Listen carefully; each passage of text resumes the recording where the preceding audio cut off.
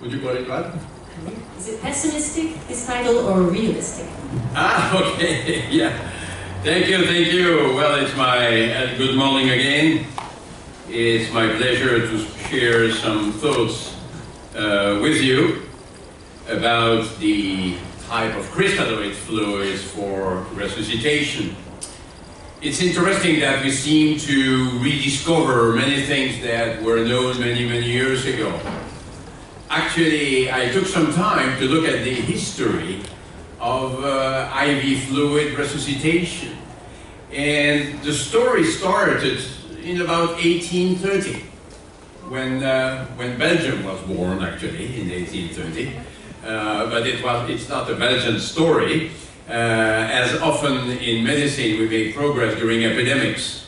And here it's during the cholera epidemics that the first IV fluids were administered liberally with this famous paper in the Lancet.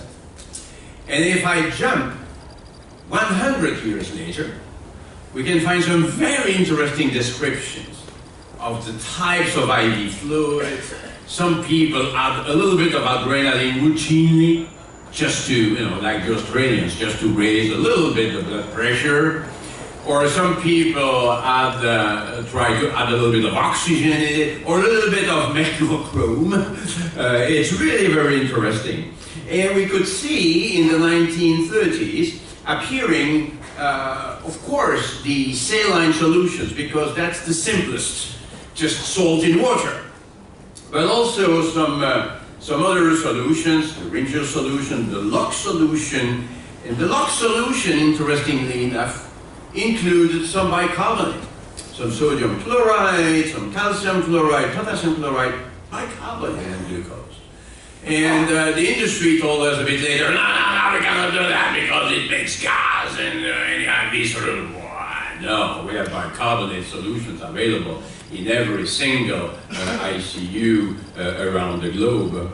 It's interesting also to see the words appearing with venoclysis instead of proctoclysis, as fluids were given by the rectum in the past. Well, okay. So, saline solutions are the simplest. Just 0.9%, but we heard it has a lot of sodium and a lot of chloride. So we should no longer speak about a physiologic solution. I hope that you have abandoned these solutions. In French sometimes we say physiologic serum. It's even less a serum than anything else. And of course, when you give 155 milliequivalents per liter of chloride, you end up with hyperchloremia. Of course! You don't need to do clinical trials for this. And yet, if you want to look at this, in the last century, it was reported in this very simple study, moderate operation, 2-hour operation, approximately 1 liter per hour of saline, so 2 liters in 2 hours.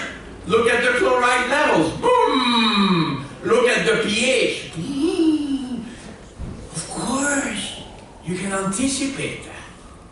So we heard very elegant talks on the potential harmful consequences, especially in terms of alterations in renal function. We could list indeed a number of potential complications, but I would be particularly concerned about the alterations in renal hemodynamics.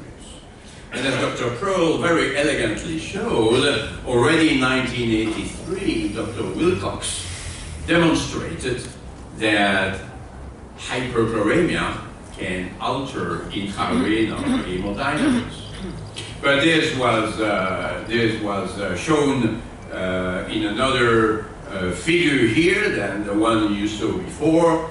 You can see that there is indeed a significant change in renal circulation. A bit later, you could see some other papers on chloride that regulates afferent arteriolar contraction. Okay, so I will not repeat all of this. If we want to study this, well, we have no other choice than to compare saline to balanced solution. The balanced solution, I'm not sure balance is the best word, but that's the word we use to say that we remove a bit of chloride and we add some other electrolytes. Of course, we need to add some electrolytes in the solution. And indeed, there have been a lot of studies, primarily from large databases like this one, showing that in general, patients who receive only saline solutions have a worse outcome than those receiving a balanced solution. And you probably remember this study from Australia, which is a before and after study, when Dr. Bellomo asked his colleagues in the department to stop giving saline. They seem to have a lesser incidence of renal dysfunction in their ICU patients. So, okay, we have a lot of evidence that hyperchloremia may not be good for you. You like to look at supraacute hemorrhage? Okay, you can look at that. You like to look at sepsis in children? Okay, that's fine. It's another study on children with septic shock, but I will stop here. And I will ask you, what is the abnormality which is not associated with a worse outcome? Can you give me an example? We can turn the things around. Instead of saying, is hyperchloremia associated with worse outcomes? What is the abnormality? Whatever it is. Tachycardia, hypocholesterolemia, hypokalemia, whatever, hypolipidemia, anemia, whatever you like. Globally, it's always associated with a worse outcome because nature has evolved over centuries. So, hyperchloremia cannot be good for you. I would like to see someone saying hyperchloremia is good. On which basis? It doesn't make sense. So, a simple Belgian syllogism. Liberal infusion of saline solutions results in hyperchloremia. Hyperchloremia cannot be good, therefore we should not use saline solutions liberally. Isn't it logical? So, why do we need a prospective randomized control trial on this? We don't need prospective randomized control trials on everything. And of course, it all depends on the amount of things we give to our patients. Who could do a prospective randomized control trial to show that alcohol is bad for you? Of course, we know it in advance. Why do we need a trial on this? But of course, if you give a little bit of this, you will never find that it's harmful. As a famous Australian leader used to say, even dog's piss in small amounts would not be harmful for patients. So, if you take just one glass of alcohol a day, it may be too much. So we wrote this paper here saying, you know, if people are reasonable, and if they look at chloride levels, and if they stop giving saline when chloride levels go up, they will give limited amount of saline solutions. They will find no difference in outcome. And people will say, of course they didn't give enough fluid. And if you continue, of course, if the chloride levels go up and up and up and up, at the end, you will find a worse outcome. So, you may remember this study, which has been often quoted, the SPLIT study, published in the JAMA, very, very good. Patients were randomized for saline versus a balanced solution in the ICU, and no difference in outcome. Now, what is the risk with saline solutions? We have said it repeatedly, it's hyperchloremia. So, what were the chloride levels in these patients? Oops, we forgot to measure them. They did not measure the chloride levels. Oh, it's a pragmatic trial, you don't need to measure it. So the next trial will be on potassium chloride without measuring potassium, right? Well, okay, you could look at it experimentally in our animal lab, in our sepsis model. Perhaps this survival was a bit prolonged with rangeless lactate when you compare to saline solutions, but I'm not sure that we need all this. If we are convinced that hyperchloremia cannot be good for you, why would we impose it on some patients? And so we have seen some very small trials showing no big difference, but with only 60 patients, what can you do? So, oh no, we need large prospective randomized control trial. And if you look at this paper from Semler and collaborators, you can find that they gave quite a lot of saline solutions. Look at the x-axis. 6 liters, 8 liters of saline. The chloride levels, wow, go up. Of course, it cannot be good for the kidneys. So I even have ethical issues with this. Why do you want to impose hyperchloremia when you know there is nothing good associated with it? And so with all respect for my good friend Dr. Self, I'm not sure that we needed these trials pushing chloride to high levels in every other patient. And in the discussion section they say that another approach would be to measure chloride levels. But isn't it personalized medicine? You know, why would you continue to give saline when the chloride levels go to 110 and above? I wouldn't do that. I wouldn't like to do that.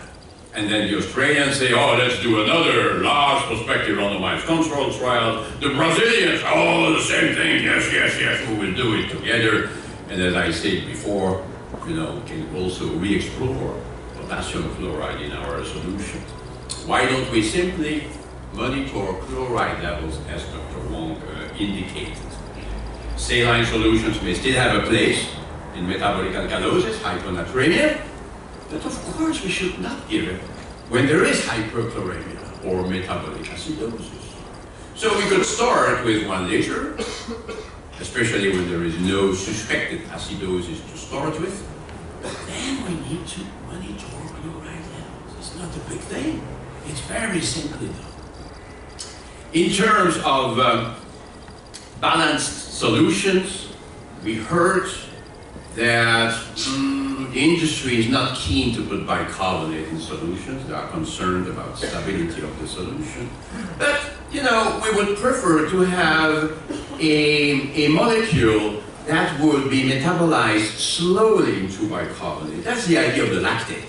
I'm not speaking about lactic acid. Lactate. Lactate will be slowly metabolized into bicarbonate. So we call it the Ringer's lactate solution, although Ringer's simply proposed to use balanced solutions, adding a little bit of calcium. That's what Ringer's proposed, because in the water, the tap water coming from the Thames River, there were some electrolytes, including some calcium. But we also call these solutions the Hartmann solution. And Hartmann was an American pediatrician treating children with dehydration. So that's how Hartmann, who developed the Ringer's lactate solution, developed a somewhat hypotonic solution. Yeah, 280 millimoles per liter. It is somewhat hypotonic. So beware of this, especially in patients with traumatic brain injury. I sometimes see people treating all polytrauma patients with Ringer's lactate, liters and liters and liters. But some of them may have brain injury. That's not good. No, we should not do that. So now we come up with first of all, we are not so concerned about the potassium content of it. But now we come up with the plasmalide solution. So that's the best. No? Well, wait a minute. It includes some acetate. And acetate has some vasodilating properties. And we showed many years ago, when it was used in dialysis baths, that it can have some myocardial depression action. So acetates may not be that good. And if you look at gluconate, which is also included in the plasmalide solution, we don't know very much about the fate of gluconate, because it has never been well studied. It seems to be innocuous, but it has never been very well studied. You may say, well, we don't care, these are not big amounts. Well, if you measure acetate and gluconate levels in the blood of patients who receive these solutions, it increases quite substantially. So we cannot neglect it. It's something which has not been so well studied, but plasma light may not be the ideal solution. And look at this study, it's quite interesting to see that perhaps with plasma light, there is a greater need for blood products in patients after cardiac surgery. Now, you may say, oh, well, what is the reason? We don't know. But look at the numbers, you know, it's almost 1,000 patients. And we are speaking about 27% versus 20%. It's a quite significant difference in the use of blood products. Mechanism, I have no idea. I just want to say that any IV solution may have its problems. And we reviewed that literature, and indeed you can find a lot of things that may potentially be considered as side effects. So, nobody is perfect. We are not speaking about colloids now, but we spoke about the hyperchloremic acidosis. We spoke about the hypotonicity of the original lactate solution. We spoke about the acetate and gluconate load with plasma light. So really, there is no ideal fluid. Hypertonic solutions are not really the answer. So at the end, we need to find, and I echo what the others have said, we need to individualize these decisions as we individualize our antibiotic therapy. Now, the natural crystalloid solution could reproduce the content of our blood, but as I mentioned before, let's be careful with too much bicarbonate being given as a load, because the pH may suddenly go up if we give too much bicarbonate. So even that may not be perfect. But if you like, you could use the CRT solutions, like the hemazole. When you look at the content of these solutions, it's close to the content of our blood. So, but these are 5-liter solutions. And in some countries, there may be some medical legal implications because we can use it as substitution fluid, but we are not supposed to give it as intravenous fluid. So in head trauma, no Ringer's lactate. In dehydration, diarrhea, well, Ringer's lactate is excellent. In metabolic acidosis, we should not use saline. In metabolic alkalosis, it's the other way around. In polyuria, we didn't speak about it, but it should be a somewhat hypotonic solution there. In diabetic ketoacidosis, it should be Ringer's lactate. Risk of intra-abdominal hypertension, we can add some colloids. Hepatorenal syndrome, definitely. And sepsis with hypovolemia, maybe some albumin, but this is not my topic. So there will never be an ideal IV fluid, exactly as there is no ideal single antibiotic. But we should not simplify it too much. We need to give the right type of fluid to the right patient without excess. So what we commonly do is to change our choices and start with one fluid and then give another one. And it's probably better than to give always the same type of fluid, because that may result in significant abnormalities that could harm the patients. No IV fluid is perfect. We should not discard any IV fluid. We should use the right type of fluid for the right patient. Thank you.